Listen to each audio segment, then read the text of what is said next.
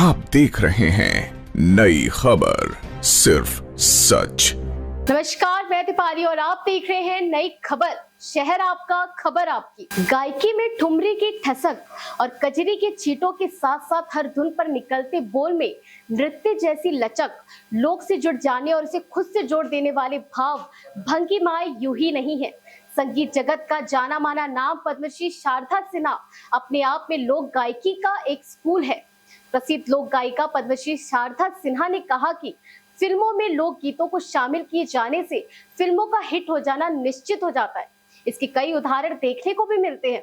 उन्होंने कहा कि कुछ नए कलाकार गीतों में नया प्रयोग कर रहे हैं, लेकिन वो संस्कृति और धरोहर की मूलता का ख्याल नहीं रखते। कलाकार संस्कृति और धरोहर की मूलता को बरकरार रखते हुए नए प्रयोग करें। Shrimati Sharda Sinha national school of drama के तत्वाधान में भारत रंग महोत्सव के अंतर्गत कालिदास रंगालिया में आयोजित एलाइटेड लिविंग एजेंट कार्यक्रम में अपने विचार रख रही थी। इस दौरान पटना में नई खबर के स्टेट हेड साजिद परवेज ने इस प्रोग्राम को कवर किया। आगे शारदा सिन्हा का कहना था कि आजकल अच्छी आवाजें सुनने को मिल रही है, लेकिन उनके शब्दों को सुन नहीं पाएंगे। अच्छी आवाजें आज बर्बाद हो रही है। ऑटो ट्यून के कारण दिशाहीनता आ गई है। बिना इंस्ट्रूमेंट के लोग गा भी नहीं सकते। एक बार आप भी उनकी कई बातों पर नजर डालें। नाटक और ड्रामा को और भी आगे बढ़ना चाहिए। इसकी अच्छी पढ़ाई होनी चाहिए। पटना में इसके कई सेंटर होने चाहिए। युवा अपने संस्कार को ना भूले और जिस भी क्षेत्र में, विशेषकर जो कला के क्षेत्र में, स्वास्थ्य परंपरा को कायम रखे। आगे बढ़ने के लिए मेहनत करें। कम मेहनत में हम आगे बढ़ जाएं। इस धारणा को छोड़कर मेहनत करना सीखें। लग्न और निष्ठा ही अस्त्र है। इसके द्वारा ही जीवन में सफलता मिलेगी। आइए डालते हैं उनकी एक वीडियो पर नजर। फिल्मों की बात है, ये 1988 की बात है। बहुत सारे, इतना समय में थोड़ी बहुत नहीं, बहुत सारी कहानियां हैं, बहुत सारे संस्मरण जो इतने छोटे समय में समेटना मुश्किल होगा। ये तो आपने बिल्कुल सही कहा है। अभी तो जहन में है और थोड़े कुछ बातें करते हैं कि अगले 2 साल में आप जरूर इस पर लगे।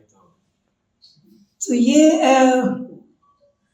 मैं एक गीत था जो मैंने, जिसकी धुन बनाई थी मैंने, और वो गीत था भोजपुरी में। मैं पहले 2 लाइन वो सुनाऊंगी, उसके बाद में मैंने प्यार किया का वो गीत बताऊंगी।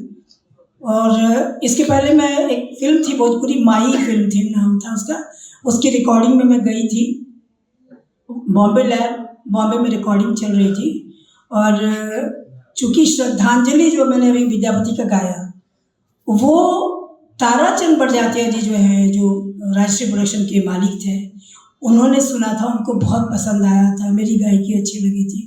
तो उनको पता चला कि मैं बॉम्बे लैब में आई हुई हूँ, बगल में ही उनका ऑफिस था, भावना बिल्डिंग। तो उन्होंने वहाँ से मैसेज भेजा मैसेंजर को कि जब वहाँ ख़त्म हो जाए तो वो यहाँ आए। तो मैं गई। ये सब इत्तेफाक, सौभाग्य सब है। आज का समय वो नहीं है, लेकिन मुझे वो मिला और मैंने अमल किया उन चीज़ों पे। मैं माई की रिकॉर्डिंग ख़त्म करने के बाद वहाँ गई, राज साहब से मिली। वो बड़े अच्छे लोग थे, वो लोग बहुत अच्छे।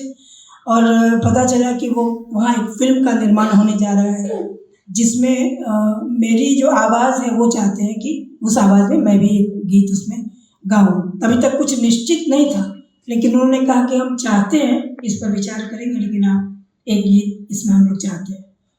तो मैंने एक गीत उनको सुनाया।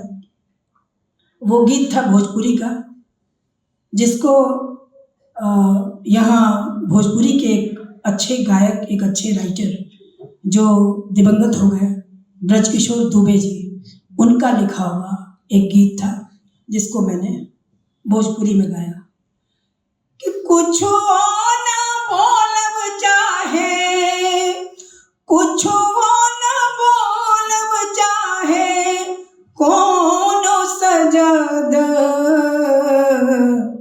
कहने का कसूर तनी इतने। एलाइटेड लिविंग एजेंट में श्रीमती शारदा सिन्हा कार्यक्रम में थी। उन्होंने बचपन से लेकर अब तक की अपनी जीवन यात्रा से उपस्थित कलाकारों को अवगत कराया। उन्होंने बताया कि उन्हें आगे बढ़ने में पिताजी का काफी योगदान रहा है। विवाह के बाद सासू जी इसके लिए राजी नहीं थी कि मैं सार्वजनिक मंच पर अपनी कला का प्रदर्शन करूं, लेकिन मेरे पति ने मेरा काफी साथ दिया। इस अवसर पर उन्होंने कई लोकगीत भी गाए, जैसे कि मैंने प्यार किया, हम आपके है कौन और गैंग्स ऑफ वासेपुर के गीतों के साथ साथ छठ के गीत की भी प्रस्तुति की। तब तक के लिए हम विदा लेते हैं और हम जल्द ही जुड़ेंगे ऐसी मनोरंजक से जुड़ी खबरों के साथ। तब तक के लिए आप हमारे चैनल नई खबर को लाइक करें, सब्सक्राइब करें। नई खबर, शहर आपका, खबर आपकी।